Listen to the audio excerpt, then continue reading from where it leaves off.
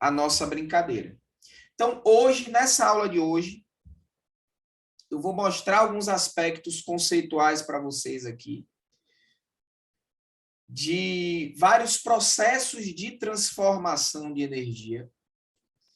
E a partir do momento que vocês entenderem essa lógica, a lógica de como é que funciona isso aqui, aí a gente vai conseguir ter uma noção mais ampla e ver como essas coisas podem ser cobradas num vestibular, como é o vestibular do Enem, tá? Então, como funciona uma usina hidrelétrica? Eu trago inicialmente essa imagem aqui, é uma imagem perfilada, tá?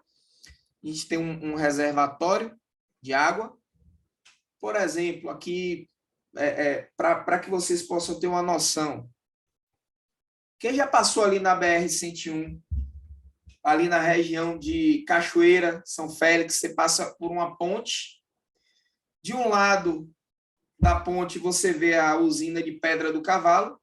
Do outro lado da ponte, você vê os municípios de Cachoeira, São Félix. Quem já viu?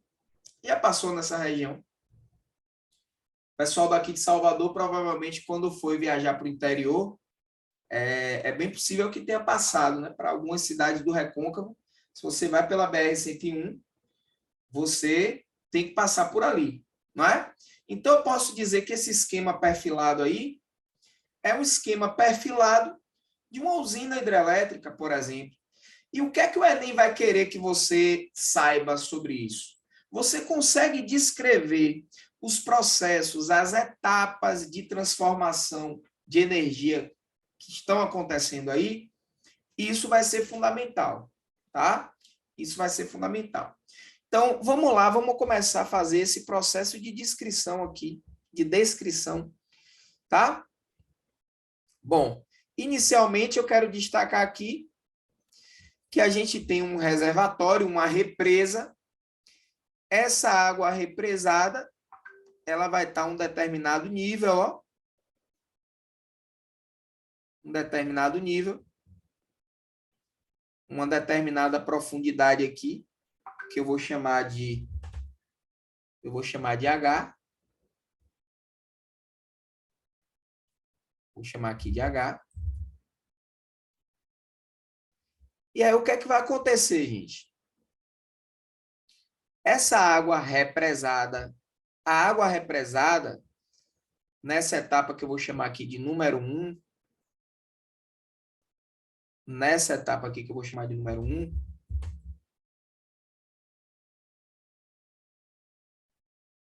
ela vai ter energia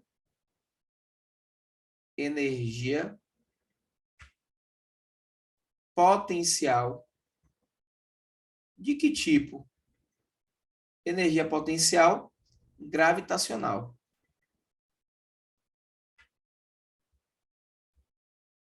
Então, vamos ter aqui a água represada, empoçada aqui nesse reservatório, nessa represa. E essa água armazena energia na forma de energia potencial gravitacional. Por quê, professor? Porque a gente observa aqui, gente, um desnível, uma diferença de nível. E essa diferença de nível, essa diferença de altura entre esses dois pontos, ela vai resultar numa diferença de energia potencial gravitacional. Geralmente esse canalzinho aqui, ó, esse canal, ele fica fechado. Aqui esse canal, ele fica fechado. Geralmente em Pedra do Cavalo é muito comum vocês encontrarem essas, eles chamam de comportas, né? Fechadas. Isso aqui é comum ficar fechado.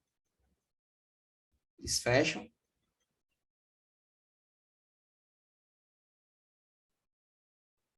E aí o que é que acontece? Quando você abre esse canal, você permite que essa água escoe. Você permite que essa água ela tenha vazão. Por quê? Porque devido à diferença de nível, devido a essa diferença de nível, essa água ela vai começar, ó, a escoar por aqui, por esse duto, por esse canal. E essa água escoando, essa água em movimento, a gente vai ter água em movimento, ela vai ter energia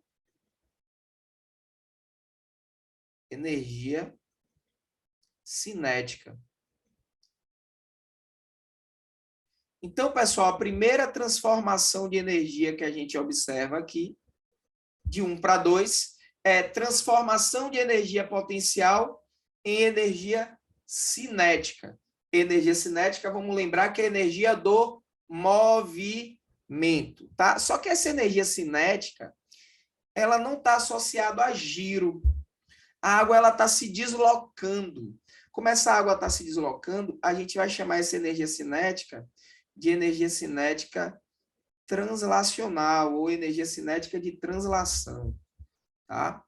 Então, energia cinética translacional. O que é que vai acontecer?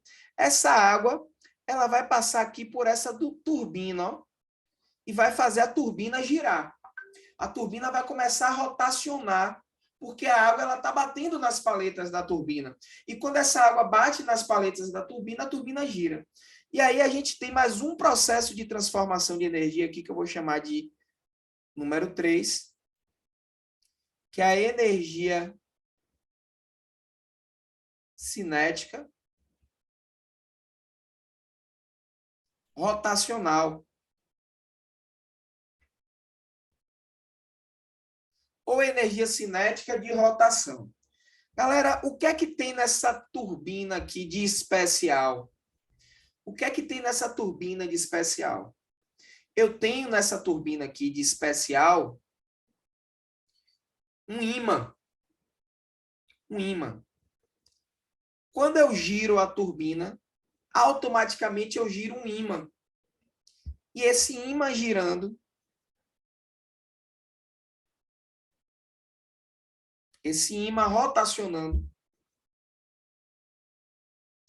ele vai variar o fluxo de um campo magnético. Isso acontece no gerador. Isso acontece no gerador. Eu tenho no gerador uma variação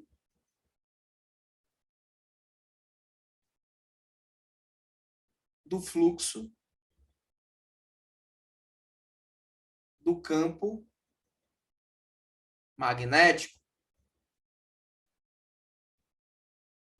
O que é que isso significa, professor? Significa dizer que você tem um campo magnético que está variando. E toda vez que você tem uma variação do fluxo do campo magnético, isso vai induzir eletricidade. Então, a gente vai ter eletricidade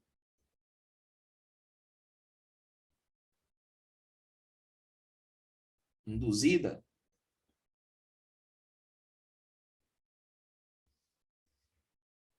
E essa eletricidade que vai ser produzida e que vai ser utilizada para abastecer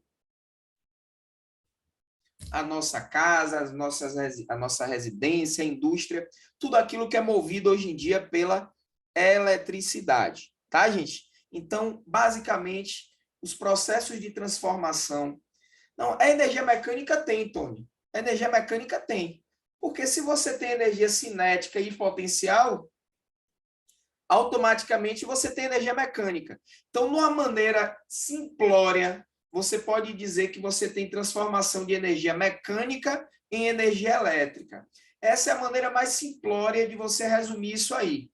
Só que se você for detalhadamente, a gente lembra que o conceito de energia mecânica engloba o conceito de energia cinética e de energia potencial. Afinal de contas, a energia mecânica é a soma da cinética com a potencial. Então, o conceito de energia mecânica vai estar empregado aí nesse esquema da usina hidrelétrica. Só que aqui eu estou fazendo uma análise mais esmiuçada.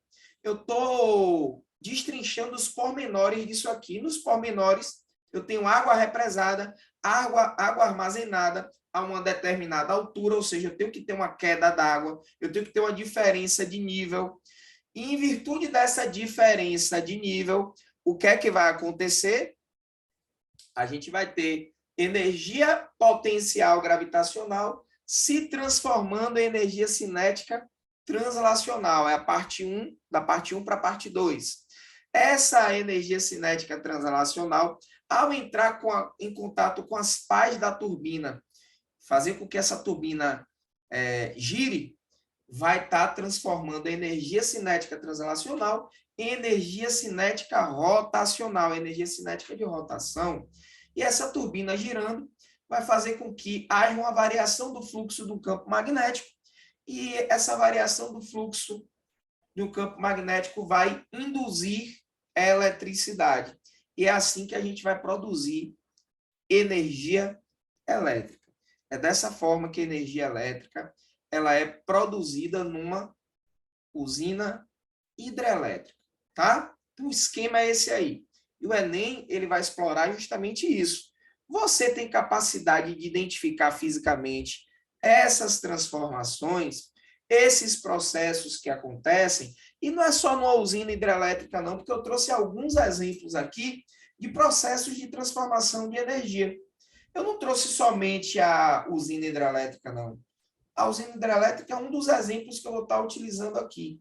Mas eu trouxe outros exemplos que vão muito bem, que a gente pode muito bem identificar esses processos aqui. Tá? Vamos lá. Como é que seria uma turbina eólica? Tá? Como é que seria o funcionamento de uma turbina eólica? Gente, o esquema é muito parecido com o esquema de uma usina hidrelétrica. Só que a diferença é que eu estou aproveitando aqui, ó, a energia cinética do vento, a energia cinética de translação do vento. Então, eu já vou usar aqui abreviações. Então, na minha etapa 1 aqui, ó, eu tenho energia cinética de translação do vento. Essa energia cinética de translação do vento faz com que as pás elas girem. As pás girando, elas vão ter energia cinética de rotação. Então, a pá girando vai ter energia cinética de rotação. Aqui, pessoal, o que é que a gente vai ter? O que é que a gente vai ter basicamente?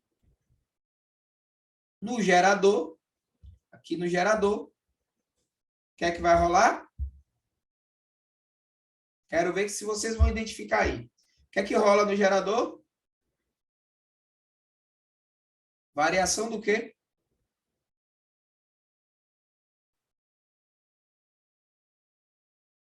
Variação do campo magnético. Variação do campo magnético, variação do fluxo do campo magnético, variação do campo magnético.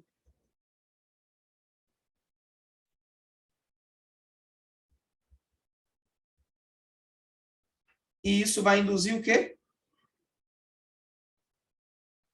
Vai induzir eletricidade.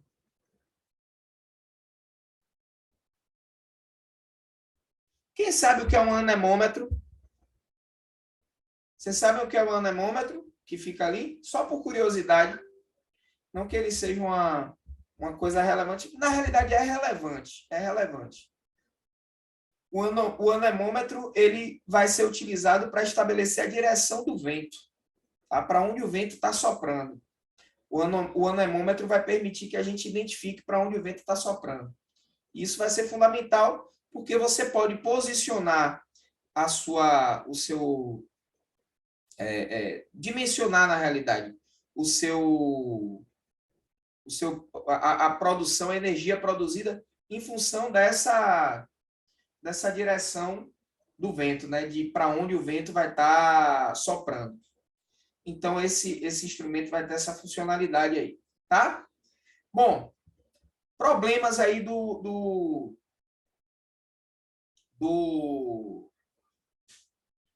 aerogerador. Problemas do aerogerador. É uma fonte de energia limpa? É limpa, gente?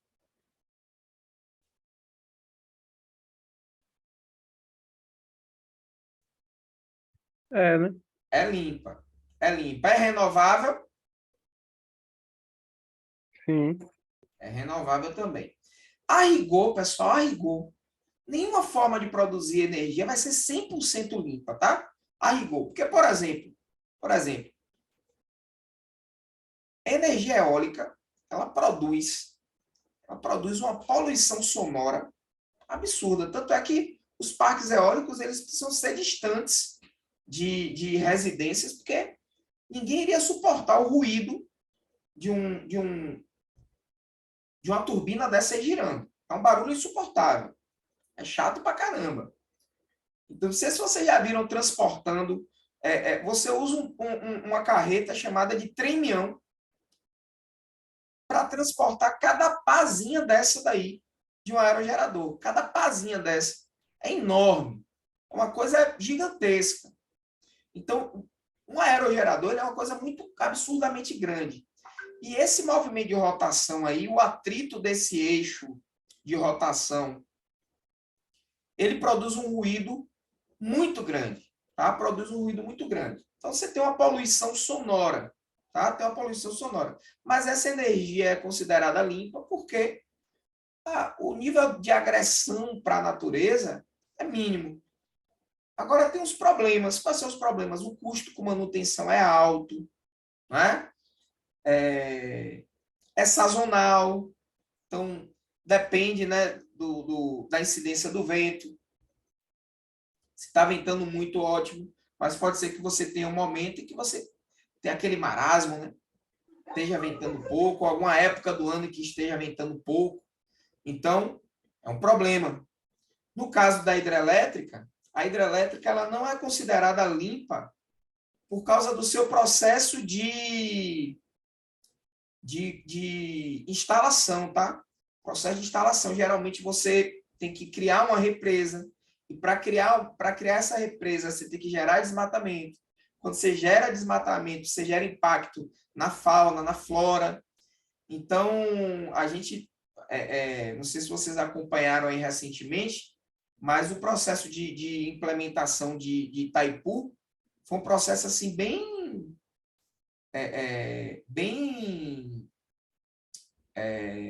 controverso, né? É Itaipu?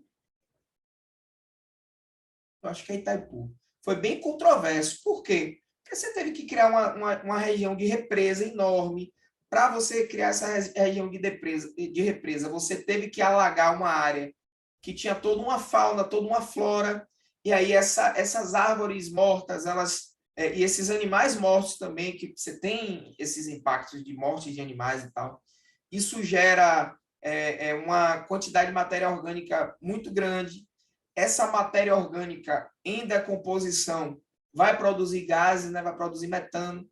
Então, não é uma forma de produção de energia totalmente limpa, não, a hidrelétrica, tá?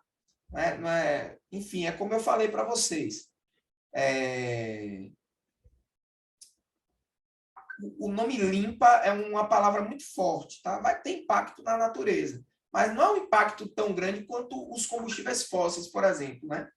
Então, os impactos são relativamente menores, mas todas essas são sustentáveis. Por quê? Porque o vento ele é cíclico, a água ela é cíclica também, né?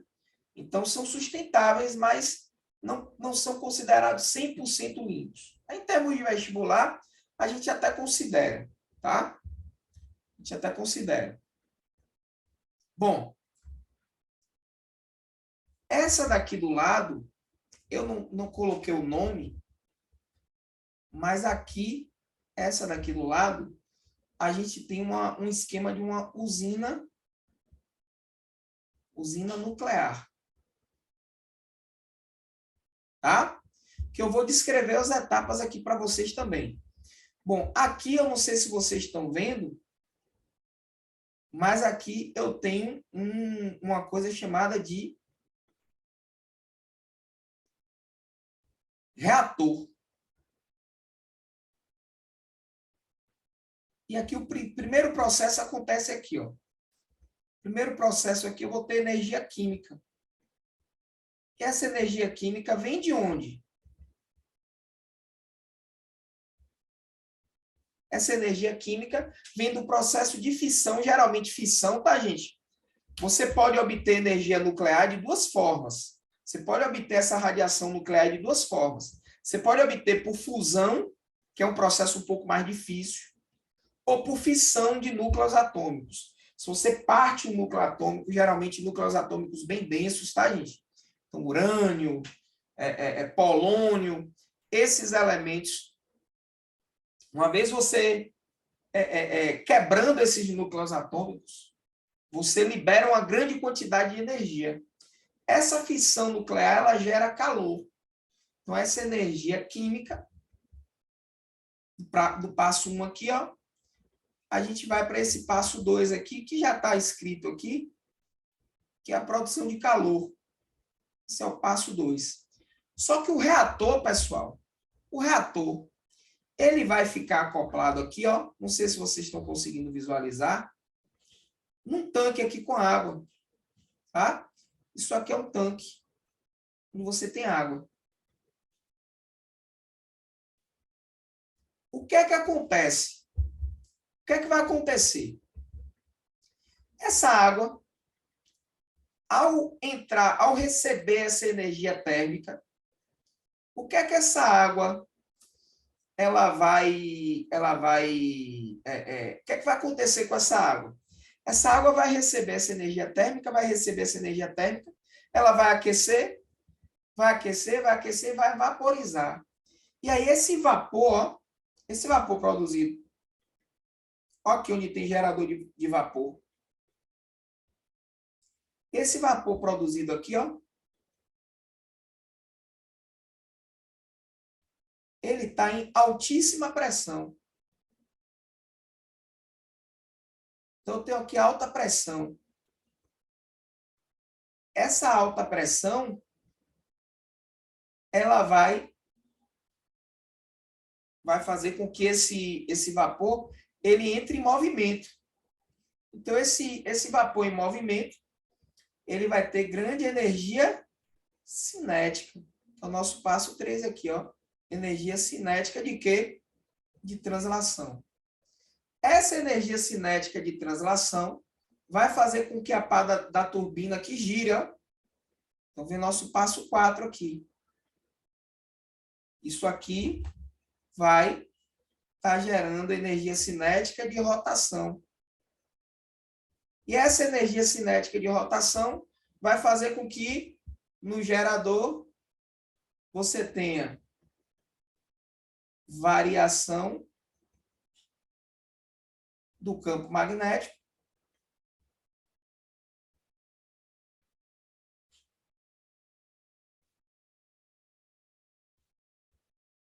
e isso vai produzir o quê? Eletricidade. Então, vejam, não sei se vocês já perceberam, tanto na usina hidrelétrica, quanto numa usina eólica, quanto numa usina nuclear, a gente vai ter que fazer a turbina girar. A diferença vai ser o meio, aquilo que a gente utiliza para fazer a turbina girar. No final do processo, tem que ter uma turbina girando. Essa turbina girando é o que vai produzir dessa eletricidade. Quais são os problemas aí dessa chamada usina nuclear? Quais são os contras dessa chamada usina nuclear? A gente tem alguns problemas. Primeiro problema que eu posso destacar para vocês aqui vai ser o problema associado à questão dos rejeitos nucleares. Tá, gente? Os rejeitos nucleares, os dejetos nucleares. O extrato disso aí é algo que é altamente perigoso. Então, é um processo que precisa ser extremamente controlado. Por quê? Porque qualquer falha nesse processo, ele pode resultar num desastre sem precedentes. A gente tem como grande exemplo disso o desastre que aconteceu em 1991, se eu não me engano. Foi 93, eu não me recordo agora o ano exato, que foi o desastre de Chernobyl, né? Que, se vocês conhecem bem, os níveis de radiação em Chernobyl até hoje são níveis que impossibilitam a vida na região da usina lá na Ucrânia, né? São regiões hoje inabitadas por causa de um acidente nuclear que aconteceu, né? A gente teve também mais recente no Japão, não teve a mesma proporção de Chernobyl, mas foi algo também extremamente perigoso. A sorte é que foi controlado precocemente, os japoneses conseguiram controlar bem, mas foi o que aconteceu em 2010, após o tsunami que atingiu o Japão, a gente teve lá, né, um acidente em um dos reatores na usina nuclear de Fukushima, né, que fica no Japão.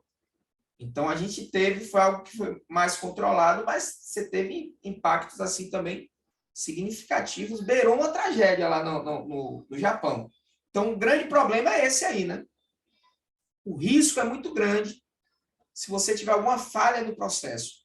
E os extratos disso, né? Os dejetos da radiação, a manipulação disso, o transporte, o descarte, é um processo muito tenso. Você não pode ter falhas nesse processo, porque isso pode gerar um desastre, né? Um desastre sem precedentes. Ok, outro problema. Outro problema, eu não sei se vocês estão percebendo, né? Mas eu preciso de água para isso funcionar, né? Preciso de água para que esse processo funcione. Eu não sei se vocês sabem. Professor, Oi? licença.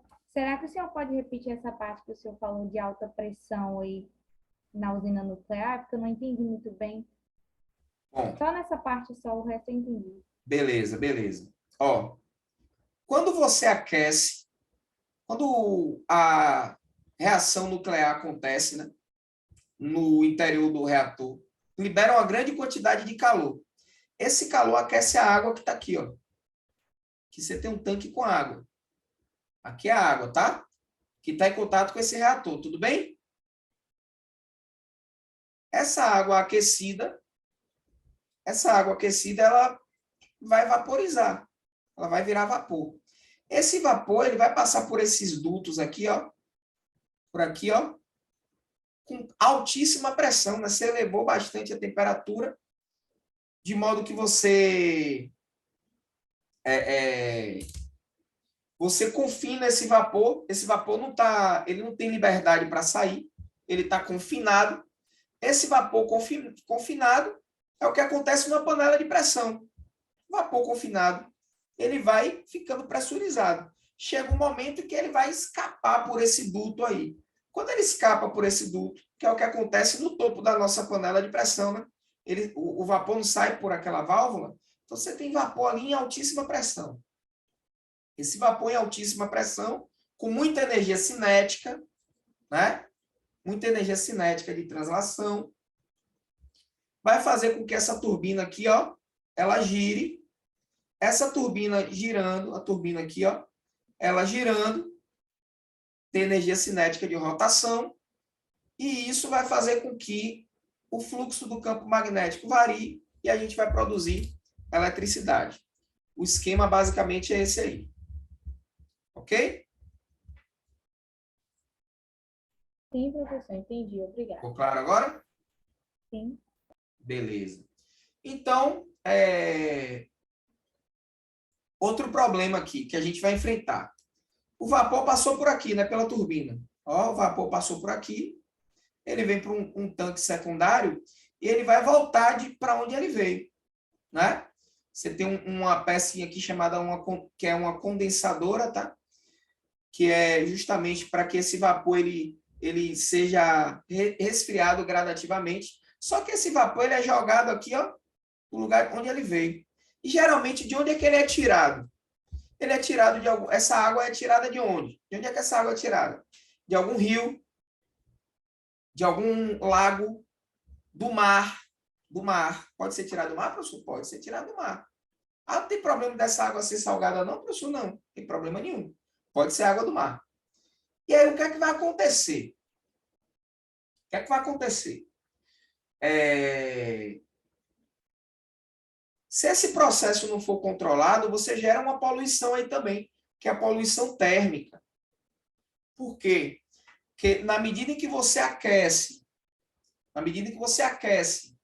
essa lagoa, você aquece esse rio, que você aquece essa região oceânica, você está alterando alguns fatores, como o pH, como o grau, o nível de oxigenação dessa água, tá? Porque você está elevando a temperatura dessa água.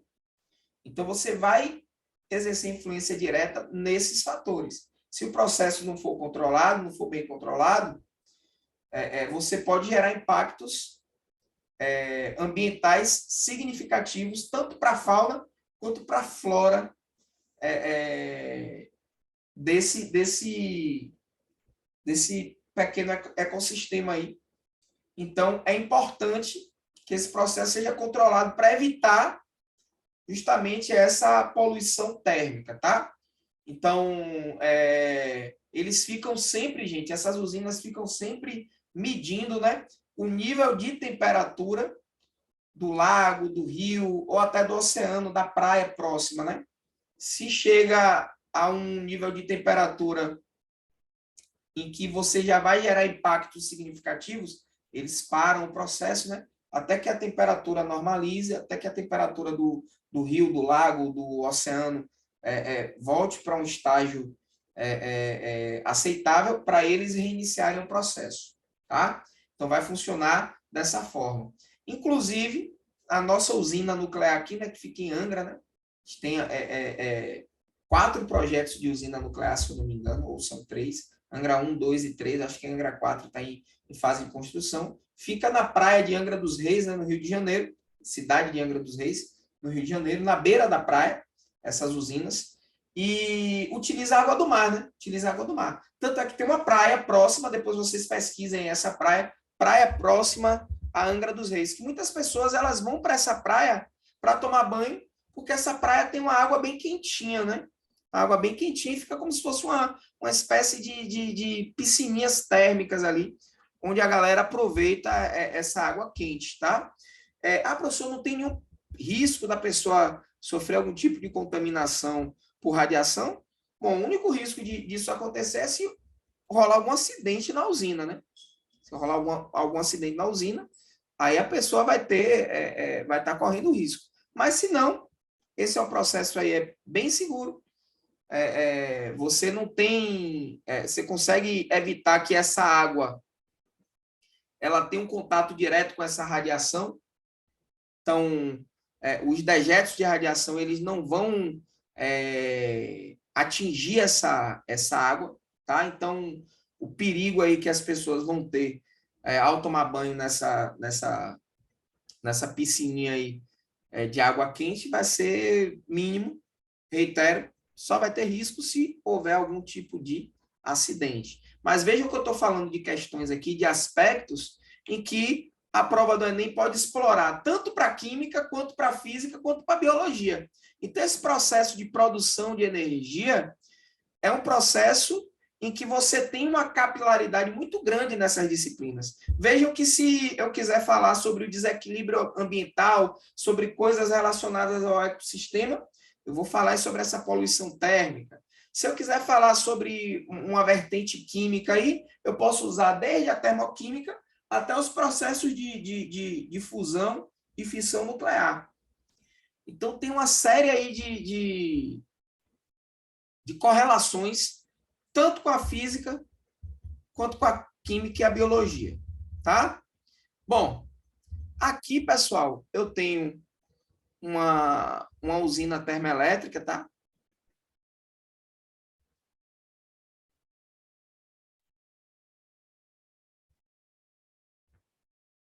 Termoelétrica ou termoelétrica é a mesma coisa, tá, gente? As duas palavras estão corretas. Então, aqui eu tenho a termoelétrica, galera. Na termoelétrica, a gente vai ter um processo muito parecido muito parecido com o da usina nuclear. A única diferença vai ser aqui, ó, que aqui eu tenho um processo de, no passo número 1, eu tenho um processo de combustão.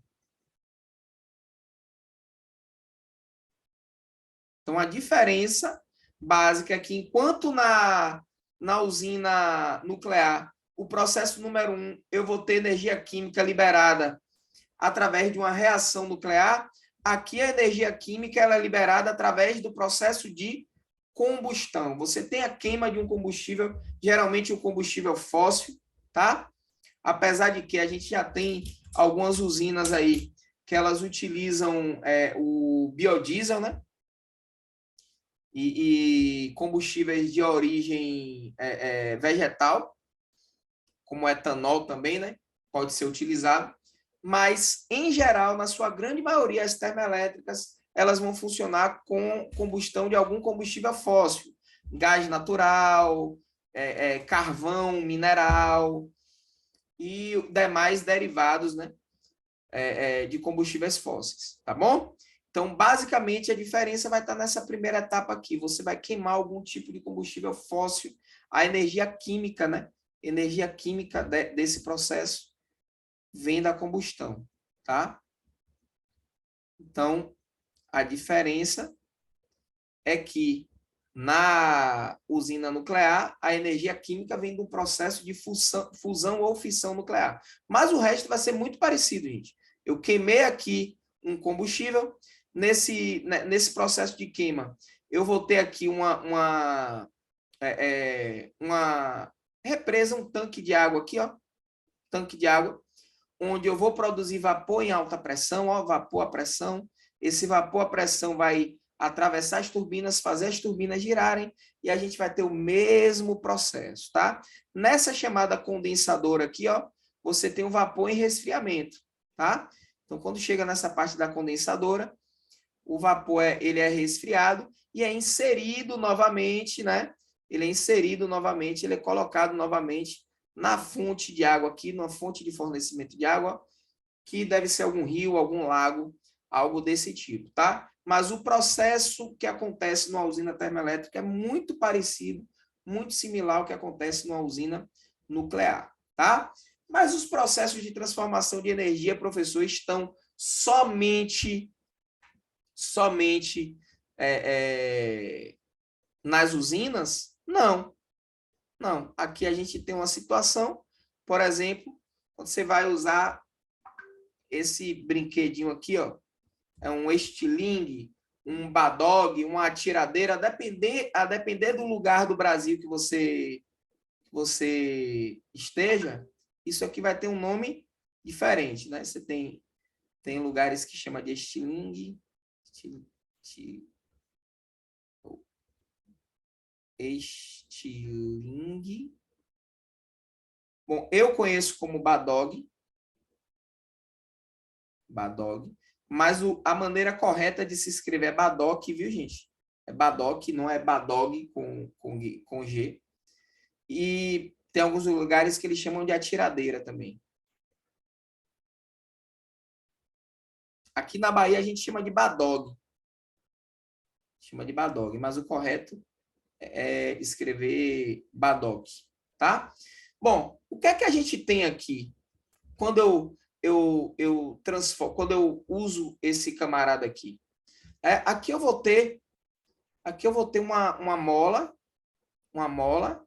deformada. Tem uma mola deformada. Então tá rolando uma deformação X aqui, né? Essa deformação vai conferir uma energia que eu vou chamar de energia o quê? Energia potencial elástica. Então, nosso número 1 aqui. Quando eu solto a minha mão aqui, essa deformação vai diminuindo, de modo que quando eu tenho a minha pedrinha, o meu corpinho passando por aqui, a gente já vai ter a energia cinética. A energia do movimento, né? Energia cinética. Então, a gente tem um processo aqui, pessoal, exatamente, Tony, energia potencial elástica, e a gente tem um processo aí de transformação de energia potencial elástica em energia cinética. Basicamente, o que você faz com o Badog é isso. Se você atirar para cima, se você atira num Badog para cima ou inclinadamente, além de você ter energia cinética, você vai ter energia também potencial gravitacional. Então, eu tenho que enxergar, basicamente, quais são as energias que estão envolvidas nesses processos aqui que eu estou descrevendo. A lógica vai ser essa. Você tem que olhar fisicamente essas situações. Por exemplo, aqui na montanha-russa. Na montanha-russa. O que é que está acontecendo aqui na montanha-russa?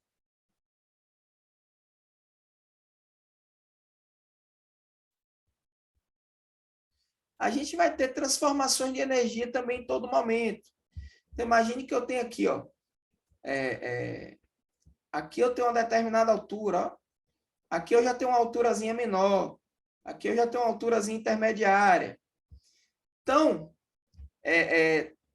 nas regiões mais altas da montanha-russa, o que é que você tem mais? Você tem mais energia potencial gravitacional. Por quê? Porque é mais alto. Nas regiões mais baixas, o que é que você tem? Mais energia cinética. Por quê? Porque é mais baixo. Se vocês pararem para pensar, isso é meio lógico. Nos lugares mais altos da montanha-russa, é onde o carrinho está passando mais lentamente.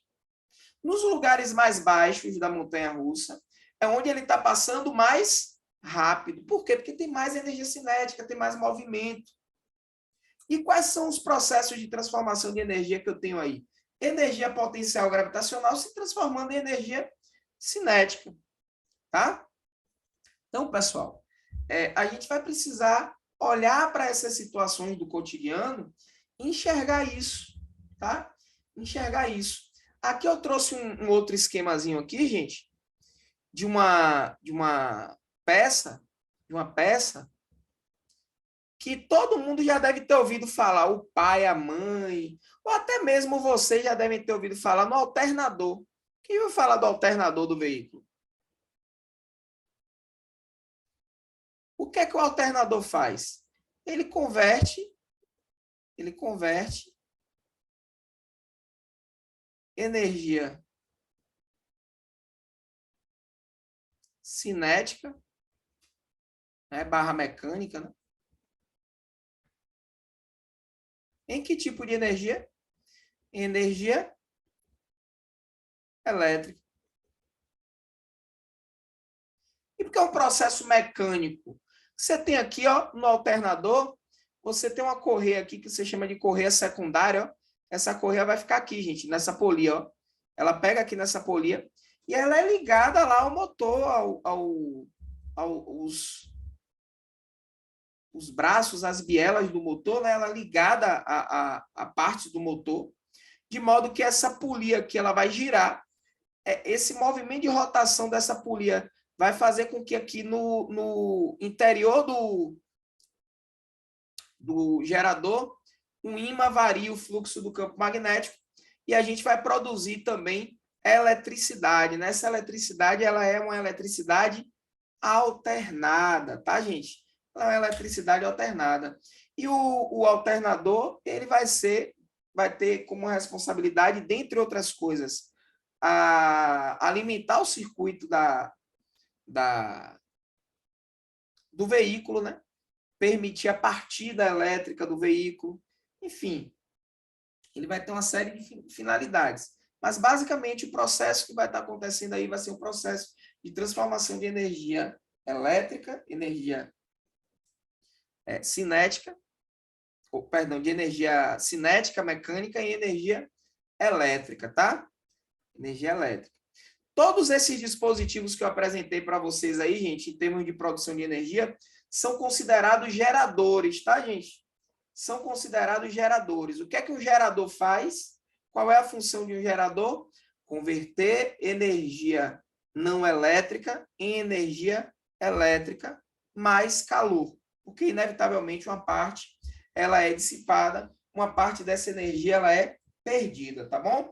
Então, gente, essa é a física aqui, ó, que envolve o quê? Que envolve conceitos.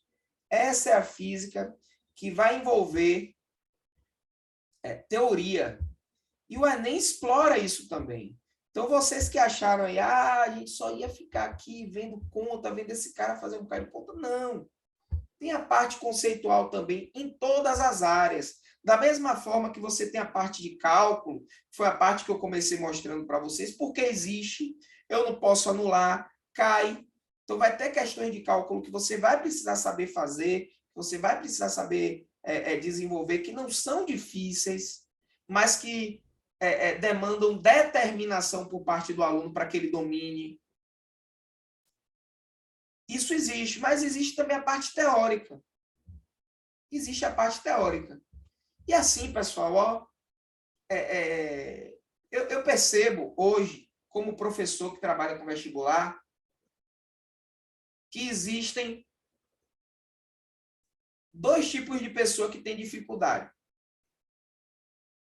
Dois tipos de pessoa que têm dificuldade.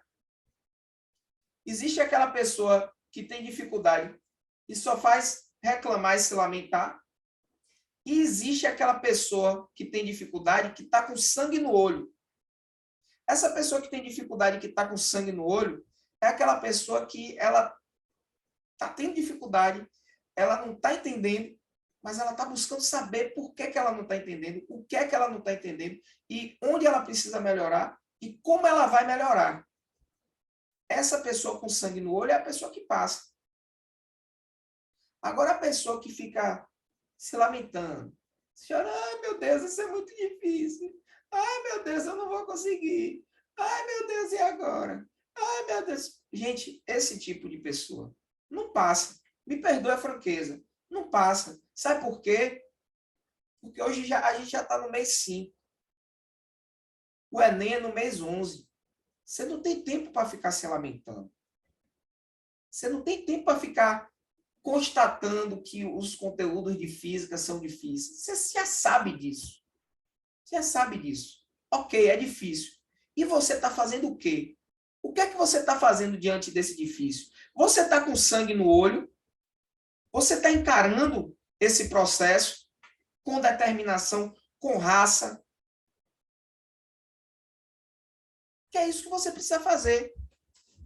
Ficar olhando e dizer, é difícil. Eu nunca vou entender. Se você repete para você mesmo, para você mesma, que você nunca vai entender, então você nunca vai entender. Porque não sou eu que vou fazer você entender, não. Não sou eu. Você precisa estar convencido de que você consegue, que você tem capacidade. E eu não consigo botar isso na cabeça, não. É você que como os coaches gostam de falar, né? Como os coaches gostam de dizer. É você que precisa mudar esse mindset aí seu. Não sou eu, não tenho como mudar isso na sua cabeça. Eu tenho como lhe ensinar física aqui, ó. Lhe dar os atalhos. O que eu estou fazendo aqui é lhe dando atalho para essa prova. Agora, o que você faz com essa informação que eu estou te passando, aí isso é uma questão sua. De como você encara isso. De que maneira você está encarando? Estudo demanda reflexão, viu, gente? Preparação demanda reflexão. Você precisa desse autoconhecimento, dessa autogestão, dessa reflexão acerca de tudo que você está fazendo, tá? Isso vai ser fundamental. Bom, a primeira questão que a gente vai resolver aqui, ó, é uma questão do Enem cancelado de 2009, onde a gente vai começar lendo aqui, né, o comando. O comando está aqui, ó. A opção que detalha o que ocorre em cada etapa é. Então, eu quero a opção que detalha o que ocorre em cada etapa.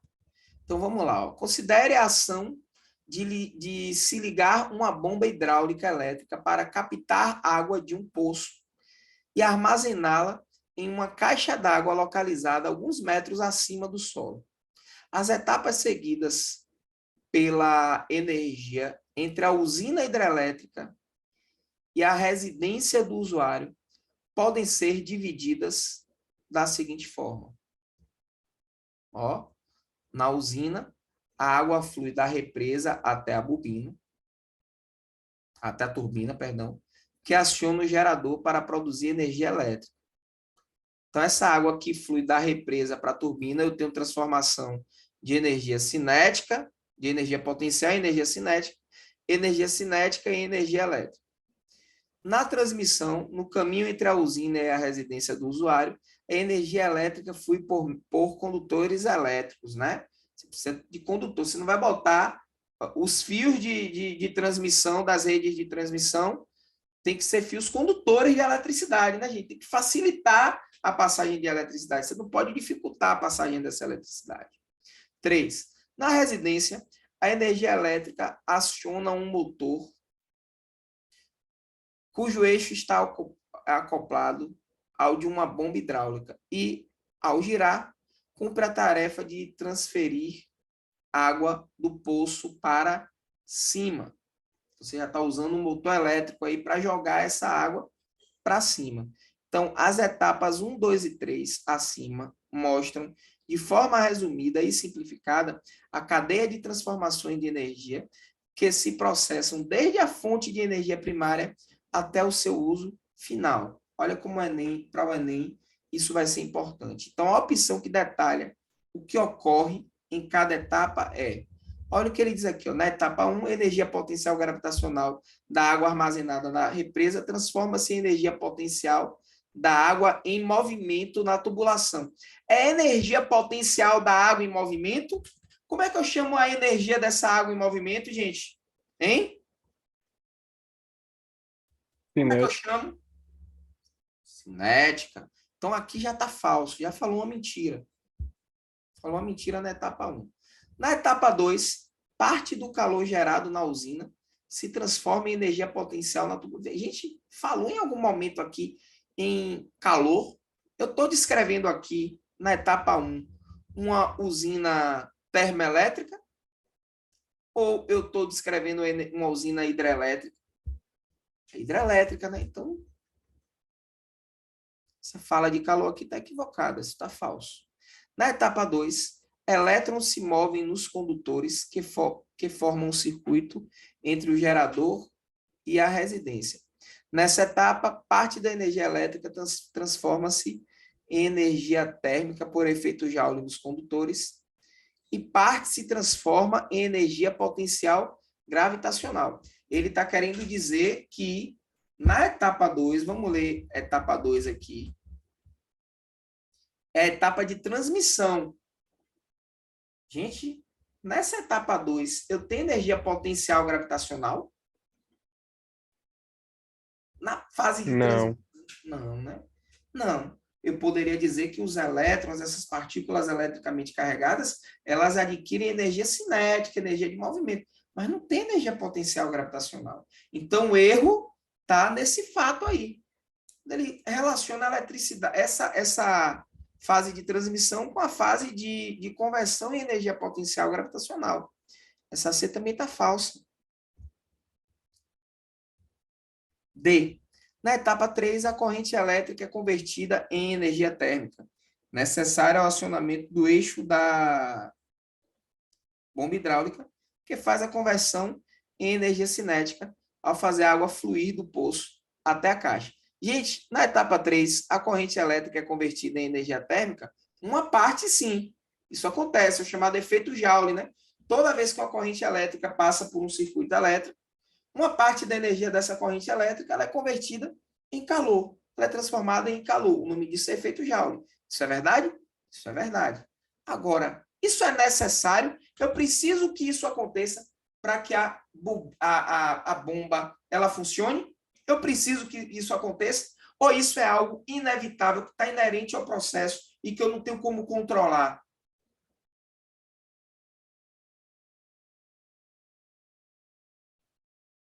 Hein, gente? Eu estou perguntando, tá, gente? Respondam. Participem.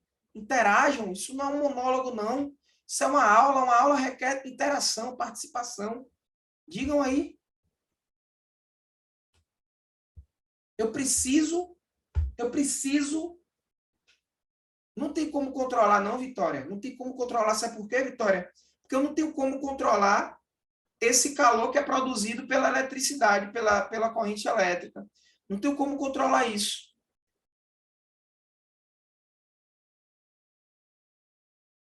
Não tem como. Isso é inevitável.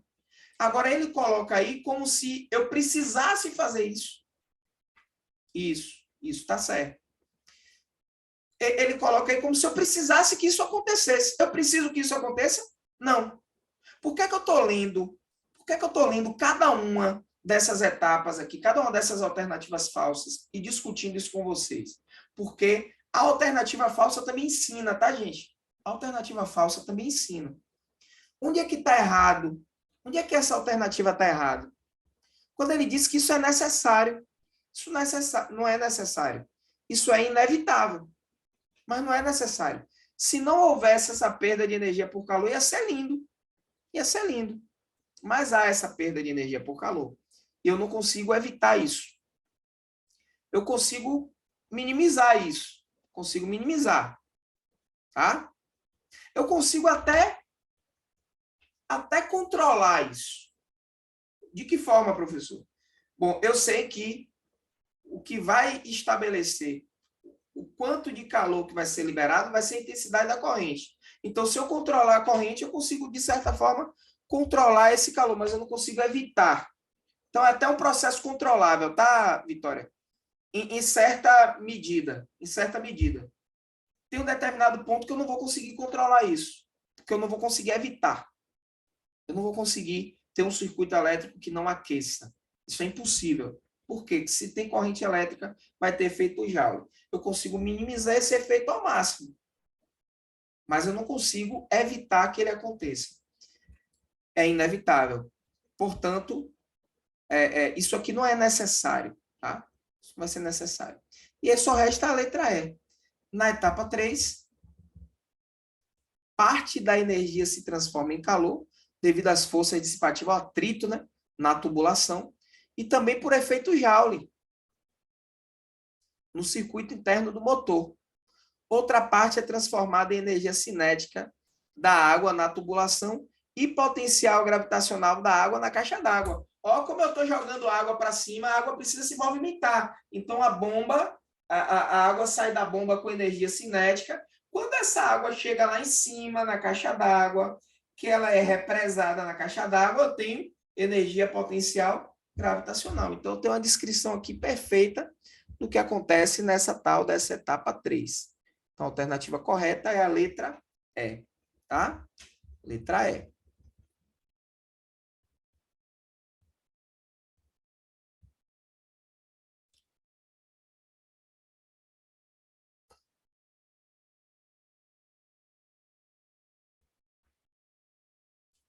Ó, esse comando aqui é um comando muito sutil, porque não é sobre, é sobre o aspecto da conversão de energia às usinas geotérmicas. Então, eu quero que você traga uma perspectiva de dentro desse processo, não de fora, tá? Dentro desse processo aqui de conversão de energia, o que é que eu tenho aqui de correto? Vamos lá, ó. A energia geotérmica tem sua origem no núcleo derretido da Terra, onde as temperaturas atingem 4.000 graus Celsius. Essa energia é primeiramente produzida pela decomposição de materiais radioativos dentro do planeta. Em fontes geotérmicas, a água aprisionada em um reservatório subterrâneo é aquecida pelas rochas ao redor e fica submetida a altas pressões, podendo atingir temperaturas de até 370 graus Celsius sem entrar em ebulição. Ao ser liberada na superfície, a pressão ambiente, ela se vaporiza e se resfria, formando fontes ou geysers. Acho que é geysers, né?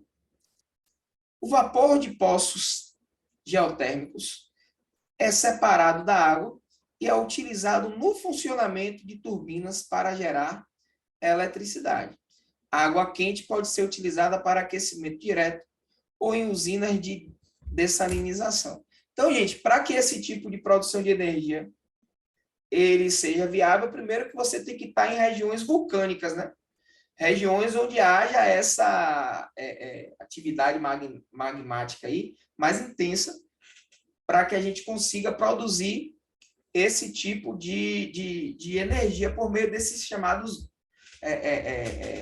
geysers, né? Geysers.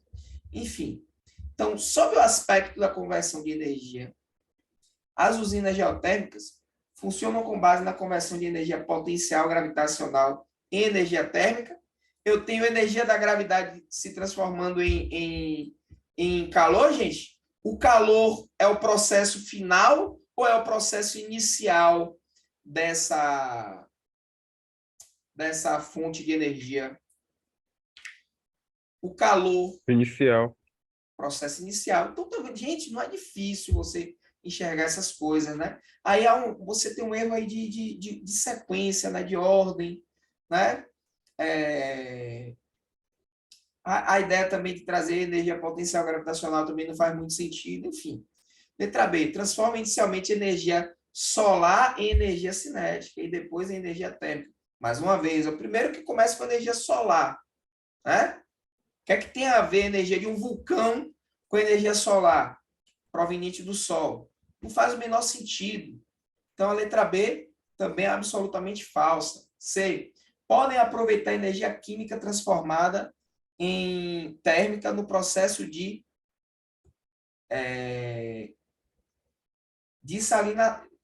dessalinização. A gente tem o contrário, né? A gente tem o contrário. A gente tem a energia térmica transformada em energia química no processo de dessalinização. Por quê, professor? Porque a gente vai ter aí um processo químico sendo desencadeado em virtude, se bem que eu acho que nem reação química vai rolar aí. Nem reação química vai rolar aí nesse processo. Se eu não me engano, processo de dessalinização, ele acontece, eu acho que é por decantação. Você ferve a água vaporiza e os sais ficam embaixo. Eu acho que decantação não, perdão, eu não sou muito bom nesse negócio de química não, mas destilação, perdão, destilação fracionada, né? É destilação. Você aquece e aí promove essa separação, né, dessas misturas por destilação. Então, é o calor no início do processo, não no fim, tá? Letra D. Assemelham-se, olha, eu ia fazer essa comparação no início. Quando eu comecei a ler, não pareceu, não, que eu estava descrevendo uma usina nuclear? Não pareceu? Ficou bem nítido, né? Que parecia uma usina nuclear. Né? Então, assemelham-se às usinas nucleares, assemelham-se às termoelétricas, não é?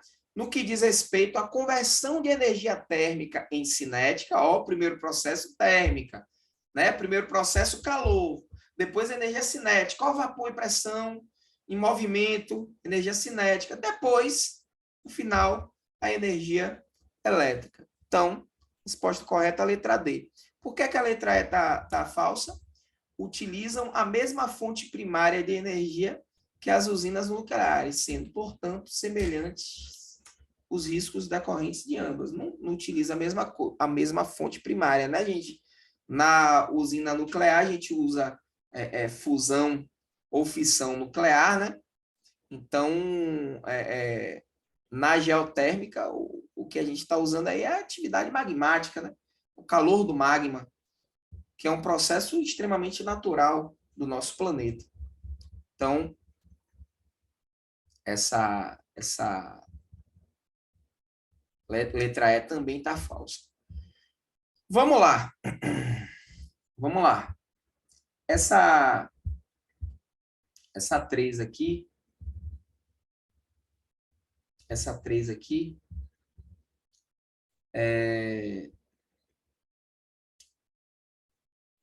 é uma questão assim até meio um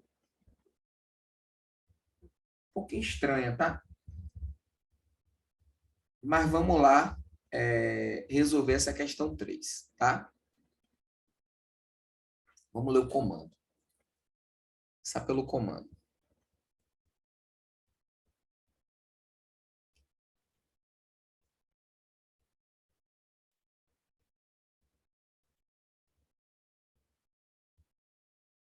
Ó, o comando é um pouco extenso mesmo. Eu vou até circular ele, ao invés de usar o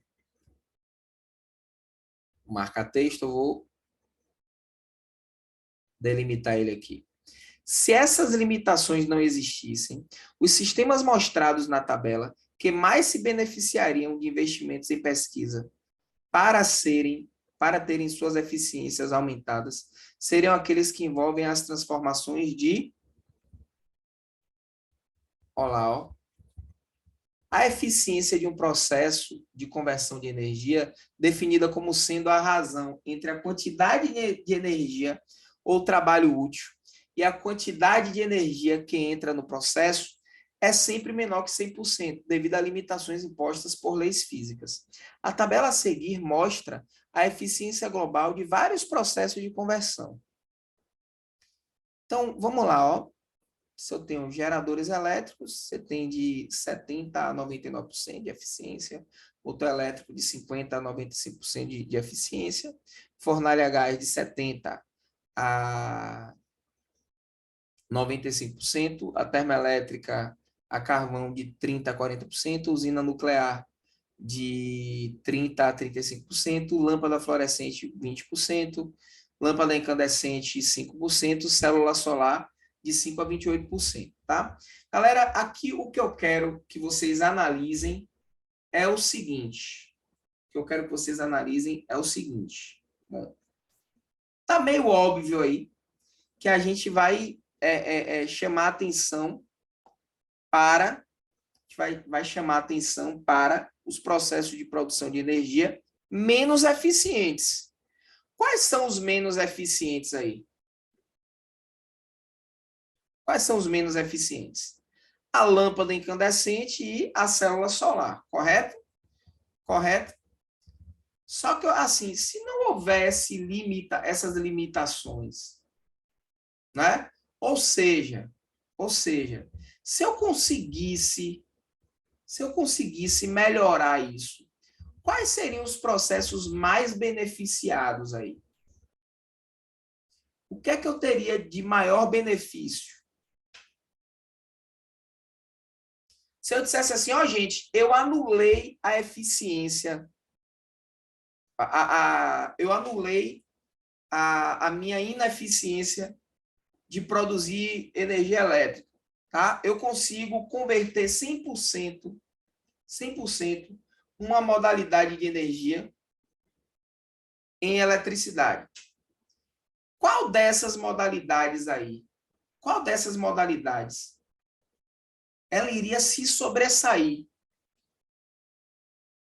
em virtude da abundância, de modo que eu teria o maior benefício possível? Qual dessas modalidades aí? Perceberam qual é o X da questão aqui? O que é mais abundante? Porque aqui eu tenho, vamos lá, eu tenho determinadas fontes aí de energia, né? Tenho determinadas fontes que estão produzindo eletricidade. E nessa tabela a gente visualiza isso. A gente consegue visualizar, né?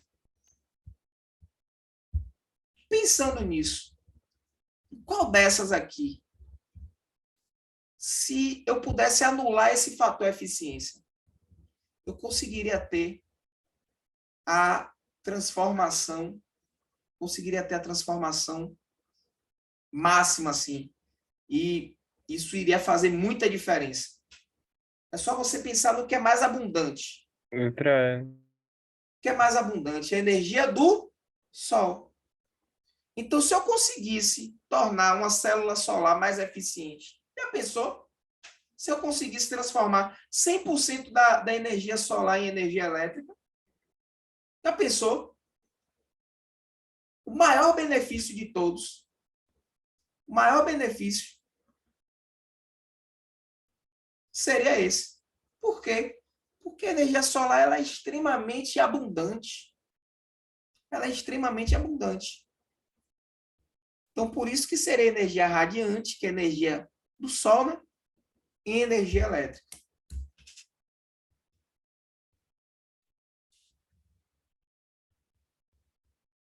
4.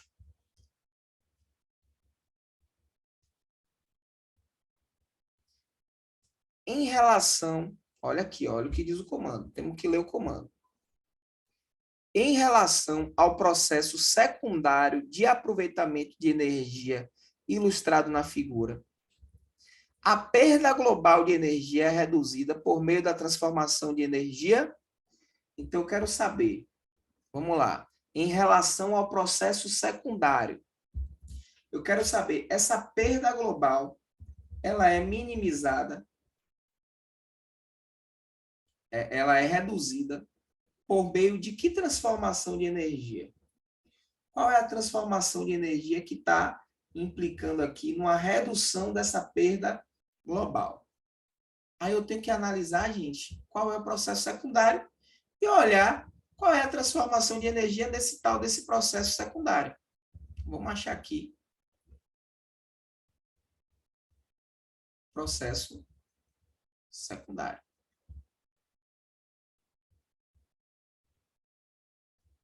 No nosso dia a dia, deparamos-nos com muitas tarefas pequenas e problemas que demandam pouca energia para serem resolvidos. E, por isso, não consideramos a eficiência energética de nossas ações. No global, isso significa desperdiçar muito calor que poderia ainda ser usado como fonte de energia para outros processos. Em ambientes industriais, esse reaproveitamento é feito por um processo chamado de cogeração. A figura a seguir ilustra um exemplo de cogeração na produção de energia elétrica. Então, ó, o que é que acontece?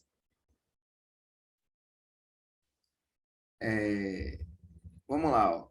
Eu tenho uma entrada de combustível aqui, né? Queimei esse combustível no gerador a diesel, produzo energia elétrica diretamente devido a essa queima, só com a parte aqui, né? Esse gerador, ele vai, por exemplo, liberar gases, né? Já que eu estou queimando o combustível. Esse gás pode ser canalizado, uma parte desse calor ele pode ser recuperado aqui num tanque, né? Isso pode produzir vapor, e aí eu posso colocar uma turbina aqui secundária, né? Ó, energia elétrica secundária, e aí a gente pode produzir eletricidade novamente. Então, veja bem, qual é a transformação de energia que eu tenho aqui que está permitindo essa reutilização? Eu tenho esse calor recuperado, ó, esse calor recuperado, calor, energia térmica. Isso está sendo utilizado para aquecer e produzir esse vapor. O vapor em movimento, gente, energia é o quê? Cinética, né? Então, o processo secundário, onde a gente consegue reduzir essa perda de energia, é justamente nessa transformação aqui de energia térmica em energia cinética. Portanto, a resposta da letra A. Vamos direto aqui, perdão, energia térmica, energia cinética, né? Como ele não especificou qual é a modalidade de energia cinética, energia mecânica, né? Vamos lembrar que a energia cinética, ela é uma energia mecânica, né? Então, a alternativa correta é a letra A. Essa foi uma questão um pouco mais simples, né? Um pouco mais simples. Vamos lá. Nesse teste, vamos lá. O forno mais eficiente foi aquele que... Então, ó, eu tenho aqui, com o objetivo de testar a eficiência de fornos de micro-ondas, planejou-se o aquecimento em 10 graus Celsius de amostras de diferentes substâncias, cada uma com determinada massa, em cinco fornos de massas distintas. Nesse teste, cada forno operou a potência máxima. Os fornos operaram a potência máxima. Qual foi o forno mais eficiente? O forno mais eficiente é aquele forno que tem onde você conseguiu liberar a maior quantidade de calor possível no menor tempo. Ou seja, é o forno que me permitiu uma maior potência térmica.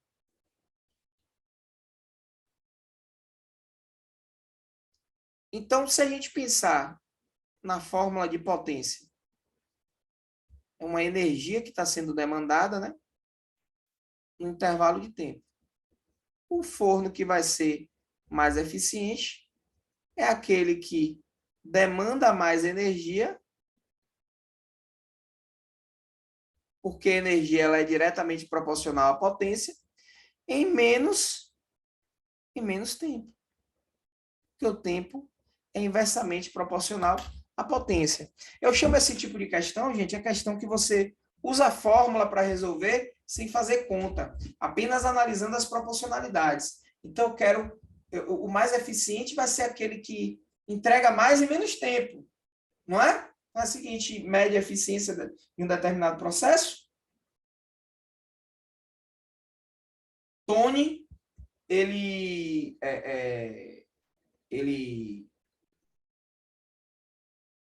trabalha numa empresa de produção de veículos, na Ford, né? Vamos supor que Tony seja o cara ali responsável por montar um sistema de freio. A gente sabe que hoje em dia isso tudo é robotizado. Vamos supor que Tony ele é o cara responsável pela montagem do sistema de freio. Bom, Tony ele monta 10 veículos, 10 sistemas de freio em 2 horas. João monta os mesmos 10 veículos em 4 horas.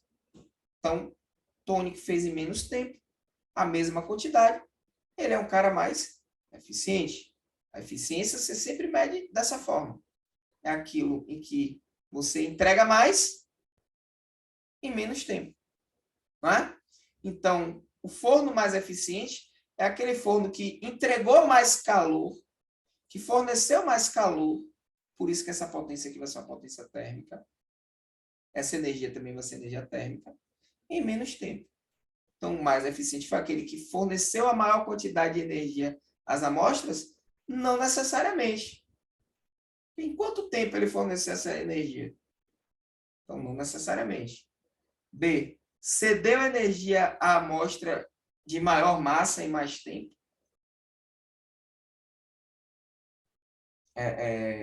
Veja que a massa é a mesma, né? A amostra é a mesma. Então, não faz o menor sentido isso. Ainda ele coloca mais tempo, algo que é eficiente mais tempo, não combina com a palavra eficiência. Né? Forneceu a maior quantidade de energia em menos tempo. De fato, forneceu a maior quantidade de energia em menos tempo vai ser o que vai se mostrar muito mais eficiente. Tá? Então, a resposta da 5 aí é justamente essa letra C mesmo. Vou marcar logo ela aqui. Letra C. Estão entendendo, minha turma? Estão pegando o tchererê tchê aqui dessa aula? Importante, viu? Importante estarem ligados. Importante estarem entendendo. Ok?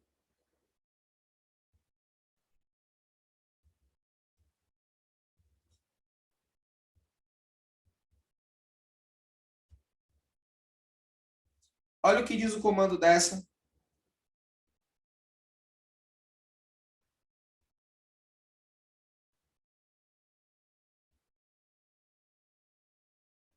A figura representa o processo mais usado nas hidrelétricas para a obtenção de energia elétrica no Brasil. As transformações de energia das posições 1:2 e 2:3 da figura são então, de 1:2. O que é que está acontecendo, gente, de 1:2? Quando a água sai da represa no ponto 1 e vai para o duto no ponto 2, que transformação de energia é essa aí? Potencial e cinética. Cinética de quê? De translação, né? Translação. Exatamente. E do 2 para o 3?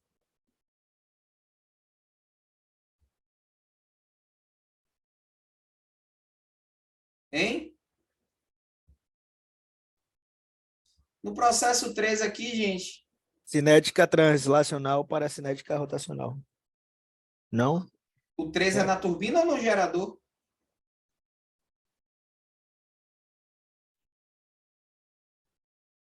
Ó, aqui, ó. Ele está apontando e dizendo que isso aqui é o gerador. Então, é no gerador. Então, no gerador, já passou pela turbina. Já girou.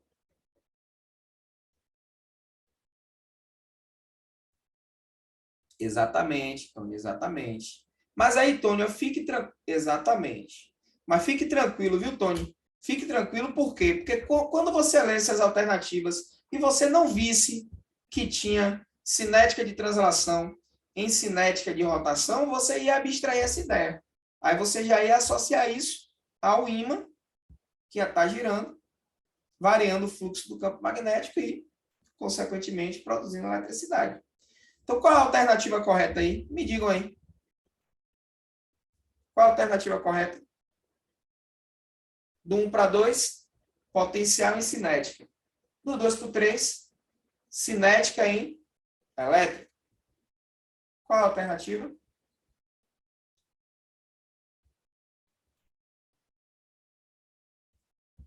Hein, gente? Vocês estão aí, gente?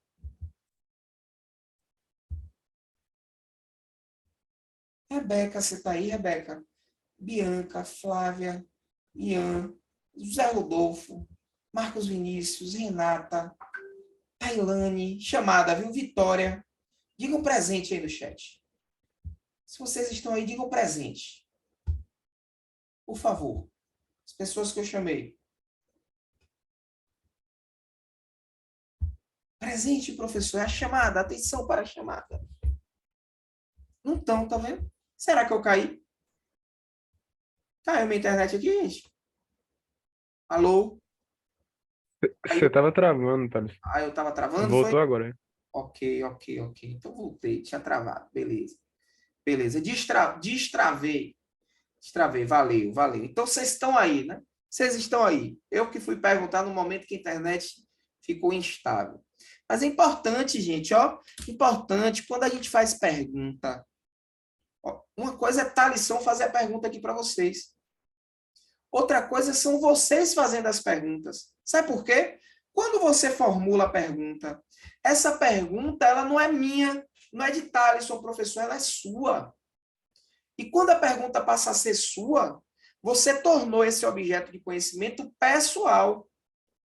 Então, pessoalizem. Porque quando a gente pessoaliza um objeto de conhecimento, a aprendizagem ela se torna mais efetiva. Tá? Beleza? Tentem fazer isso. E a participação nas aulas é fundamental nesse processo. Então, qual é a letra correta aqui, José Rodolfo? Me diga aí, você marcaria o quê se essa questão tivesse no seu Enem 2023? Qual letra você marcaria, meu querido? Diga aí. Qual alternativa você marcaria, meu querido José Rodolfo?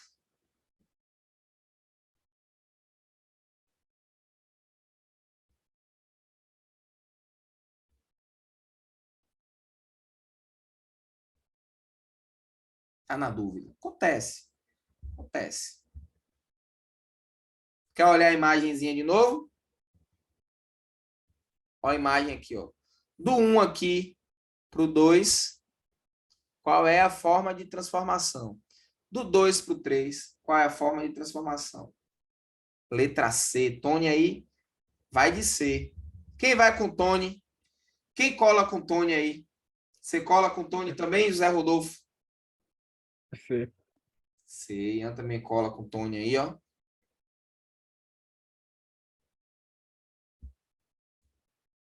Isso aí, letra C, corretíssimo. Do 1 para o 2, água represada, energia potencial. Água no duto em movimento, energia cinética. Do 2 para o 3, eu tenho do duto para o gerador lá, né? do duto para o gerador, eu vou ter essa energia cinética virando energia elétrica. Então, letra C é o que descreve esse processo.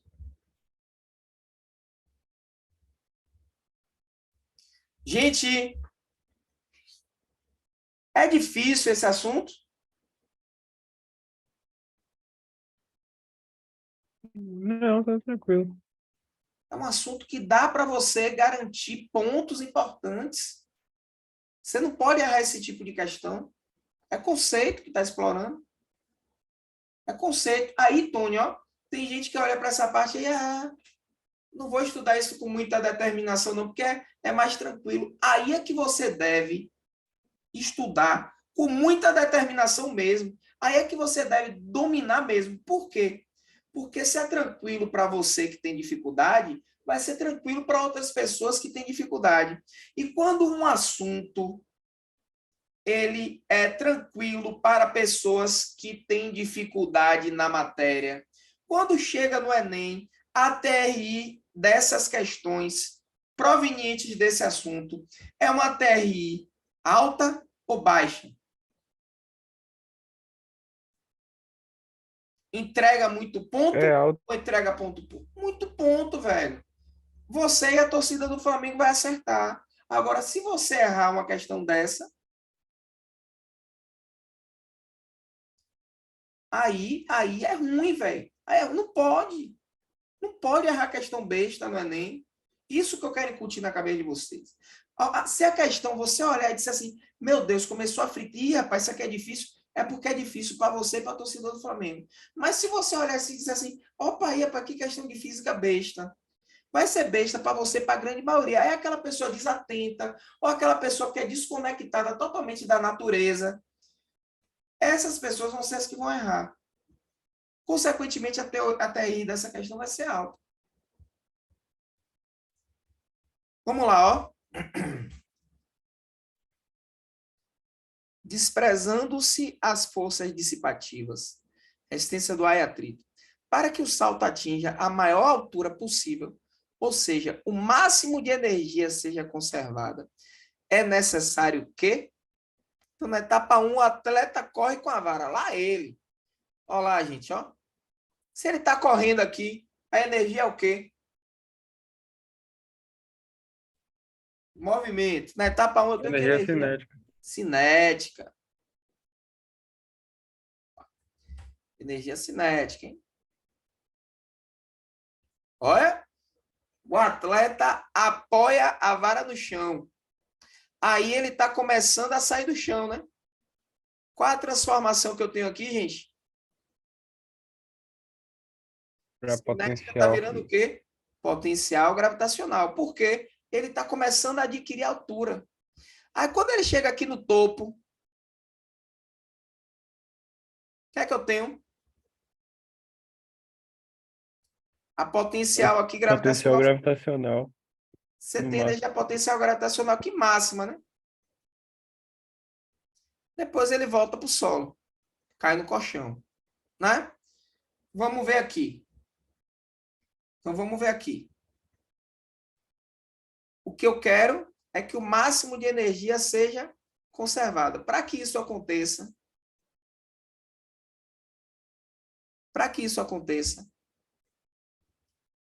o que é que eu preciso que role? Que a energia cinética representada na etapa 1 seja totalmente convertida em energia potencial elástica representada na etapa 4. Tem borracha aí, gente? Tem mola? Não. Não pode ter energia potencial elástica. Descarte. A energia cinética. Na realidade, eu vou olhar aqui. Onde ele fala que energia potencial gravitacional é representada na etapa 1, eu já descarto. Porque na etapa 1 a gente já tem certeza que é energia cinética. Aí ele fala na D aqui, energia potencial gravitacional representada na etapa 2. Na etapa 2, a gente tem as duas energias, cinética e potencial, porque é quando ele começa a sair do chão. Então, essa D aqui também está falsa. Aí vamos para B. Energia cinética representada na etapa 2. seja totalmente convertida em energia potencial gravitacional representada na etapa 4. Totalmente falso também, né? Aí a C, energia cinética, na etapa 1, seja totalmente convertida em energia potencial gravitacional representada na etapa 3.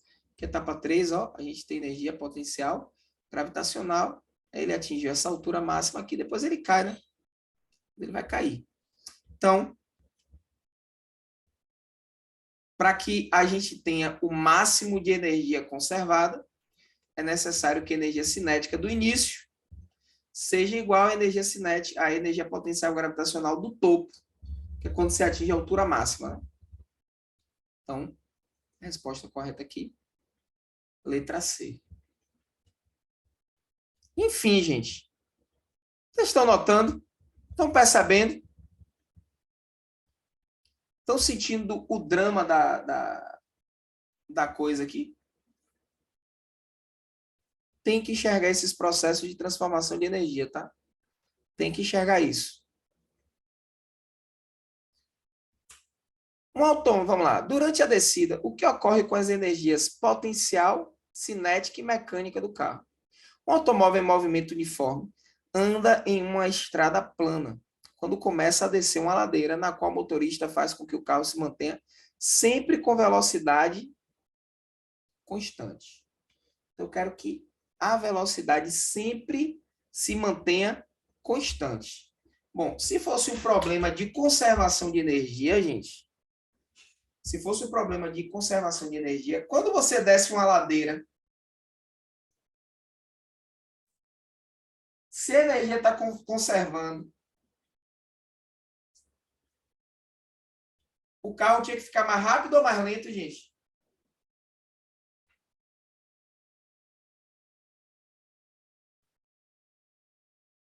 Hein, gente? Eu vou reformular minha pergunta. Se eu solto um carro no topo de uma ladeira, no ponto morto, a famosa banguela, o que é que acontece com o carro na medida em que ele está descendo a ladeira? Ele vai ficando o quê? Mais Mais rápido. rápido. Mais rápido, né? Então, o normal, o natural era adquirir energia cinética, ou seja, adquirir velocidade. Só que ele está dizendo que a velocidade está mantendo constante. Então, tem alguma coisa aí que está dissipando energia cinética. Está dissipando energia cinética, não. Está dissipando energia mecânica. Tem alguma coisa nesse processo aí que está dissipando energia mecânica. Tem algo que está liberando energia mecânica. A cinética não está sendo dissipada, nem aumentada, nem diminuída na realidade, né? A cinética está mantendo a mesma, porque a velocidade está mantendo a mesma. Não tem nada que está vazando energia cinética, nem doando energia cinética. Mas a energia mecânica está sendo perdida. Por que está sendo perdida? Porque o que é energia mecânica? Vamos lá?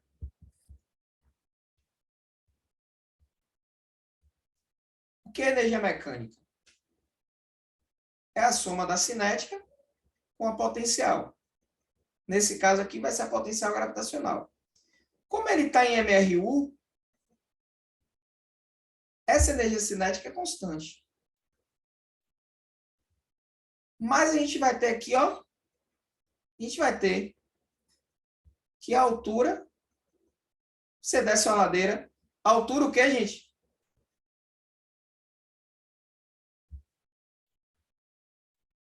A altura não diminui? A altura não está ficando menor?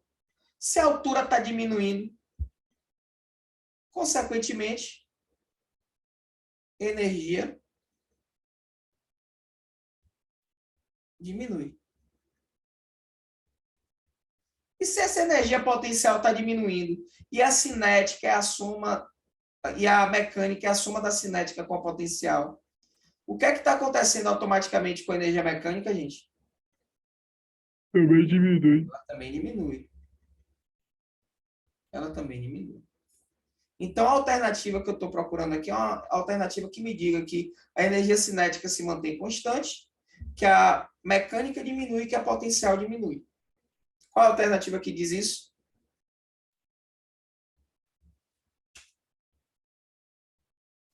Muito bem, Flávia, muito bem. Letra D. Letra D me diz isso. Ok?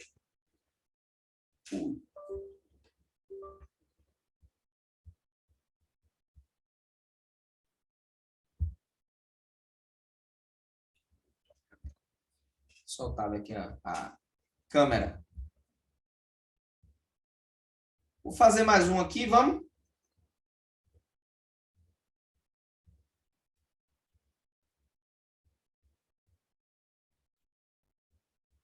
Em que sequência ocorrem os processos para realizar essa transformação? Então, a usina termoelétrica a carvão é um dos tipos de unidade geradora de energia elétrica no Brasil. Essas usinas transformam a energia contida no combustível, carvão mineral, em energia elétrica. Então, como é que ocorre isso? Eu quero que você me descreva aqui esse processo. Como é que esse processo está rolando? Como é que esse processo está acontecendo?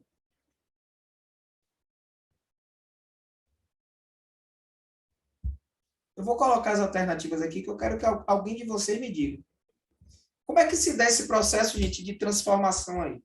Pensem e reflitam um pouco aí sobre essa questão. Como é que isso rola?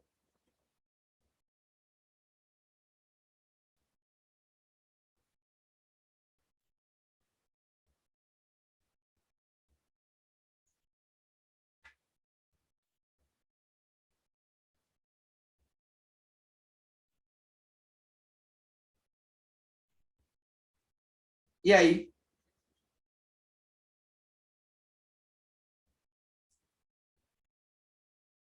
É direto, rola esse bypass aqui da letra A, transforma diretamente toda a energia química contida no carvão em energia elétrica, Não.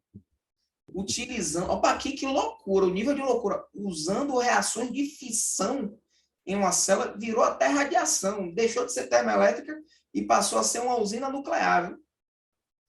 Loucura, loucura, loucura, como diria Luciano Huck. Letra B. A usina queima o carvão, produzindo energia térmica, que é transformada em energia elétrica por dispositivos denominados transformadores? Também não. Também não, né? Letra C. A queima do carvão pode produzir energia térmica, que é usada para transformar água em vapor. A energia contida no vapor é transformada em energia mecânica na turbina e, então, transformada em energia elétrica no gerador. Ah, professor, mas a energia do vapor é energia cinética. E energia cinética não é energia mecânica? Filho de Deus. Então tá certo a letra C. Era isso que eu estava em dúvida. Escreveu certinho. Agora olha a D. A queima do carvão produz energia térmica, ok. Que é transformada em energia potencial.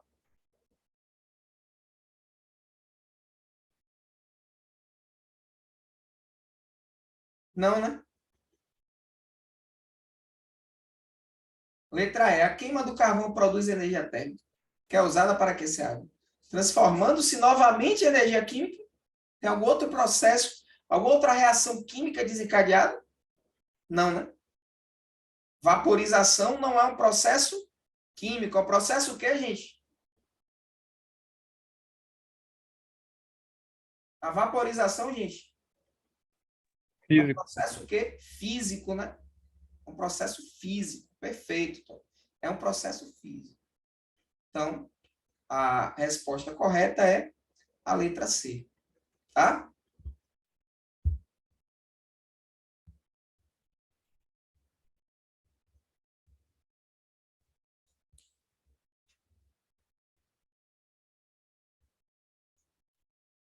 O processo de conversão de energia que ocorre no carrinho descrito também é verificado em... Bom, os carrinhos de brinquedo podem ser de vários tipos. Dentre eles, há os movidos a corda, em que uma mola no seu interior é comprimida quando a criança puxa o carrinho para trás. Ao ser solto, o carrinho entra em movimento quando a mola volta à sua forma inicial. O processo de conversão de energia que ocorre no carrinho descrito também é verificado em... Erre uma questão dessa, Erre uma questão dessa, pelo amor de Deus. Tem como errar um negócio desse? É, Não tem, não pode errar uma questão dessa. Uma tiradeira, ele ainda colocou um sinônimo ali, ó, estilingue, né? Para a gente aqui do Nordeste ia ficar meio empenado, né? Como badog. Então, badog, tiradeira, estilingue. Né? Talvez a gente fosse traído aí pela... Quando você pesquisasse, ficasse na dúvida. Pô, mas aí você ia raciocinar. Pô, dínamo não é. Freio de automóvel, tem borracha no freio de automóvel? Tem mola no freio de automóvel? Não. No motor não tem mola também. Na usina hidrelétrica não tem mola também. Tem que ter uma mola aí. Onde é que tem mola? Aí, ou nessa tiradeira, estilingue, mas acho que estilingue é um termo bem difundido, né? Embora a gente fale mais de badog. Mas todo mundo na vida já ouviu alguém chamar badog de estilingue. Ou na televisão. Enfim, em algum momento você já deve ter ouvido essa palavra. Talvez a tiradeira não seja tão popular, mas estilingue sim. Então, resposta correta, a letra E. Gente, predominantemente, vocês já entenderam o que é que vocês precisam dominar aqui nesse conteúdo dessa aula de hoje? Se você ainda não entendeu, eu vou dizer para você. Você precisa dominar os processos de transformação de energia, de coisas, de situações que acontecem na natureza. Você precisa olhar essas etapas e saber quais são as energias envolvidas em cada etapa. O que está virando o que em cada etapa. É basicamente isso. Tá bom?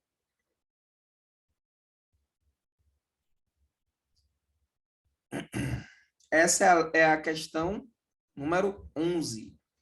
Então, como é que a gente vai resolver essa questão número 11 aqui, tá? Lendo o comando.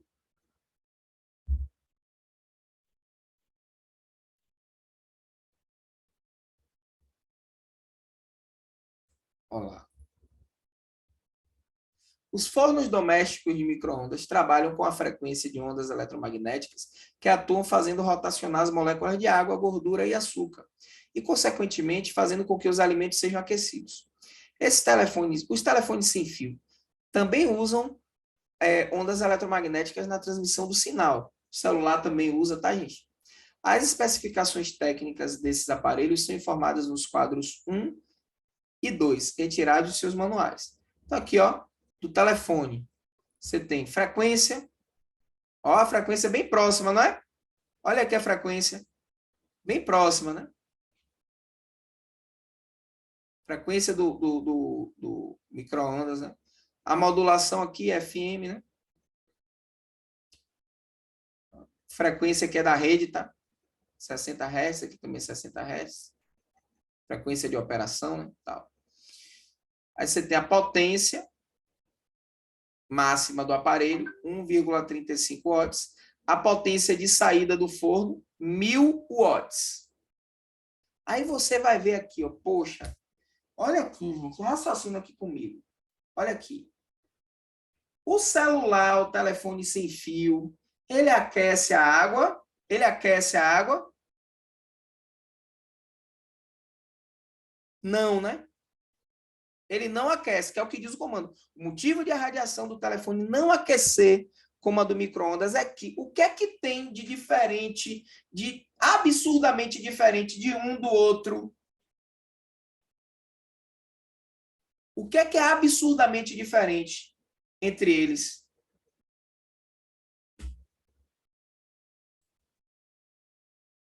Que vai permitir que o micro-ondas aqueça a água e o aparelho celular não. O que é muito diferente? Nossa, professor, é muito diferente esses valores de um para o outro aí.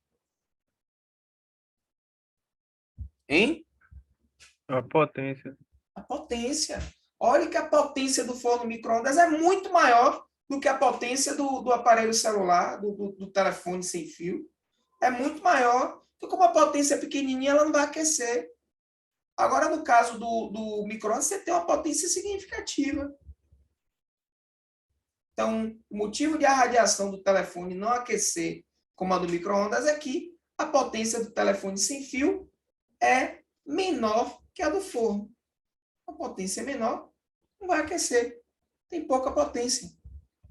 Tá? Tem pouca potência. Bom, pessoal, eu atingi o meu objetivo nessa aula de hoje. Vou deixar essas questõezinhas aqui para vocês fazerem por vocês mesmos, para ver se vocês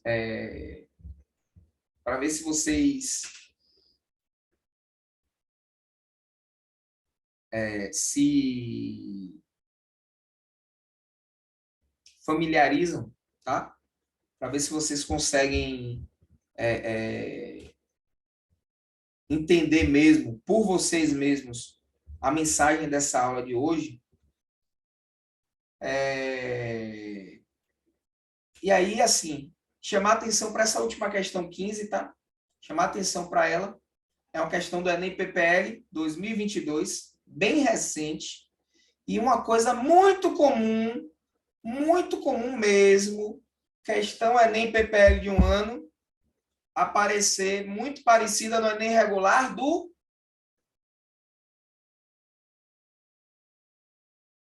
outro ano, tá? Então, vocês podem estar diante aí, ó, da primeira questão do Enem 2023. Ainda bem que isso aqui fica gravado. Ainda bem que isso aqui fica gravado. Vocês podem estar diante aí da primeira questão do Enem 2023. E eu estou mostrando para vocês que o Enem cobrou isso aí de A a Z, do início lá do 2009 até hoje, 2022. No passado, a última aplicação do Enem PPL, que para algumas pessoas foi Enem segunda aplicação, né? Então, pode ser que você que está aqui me vendo faça um Enem PPL também esse ano. Por que, professor, vou estar preso? Não, gente, Deus é mais, não é nada disso.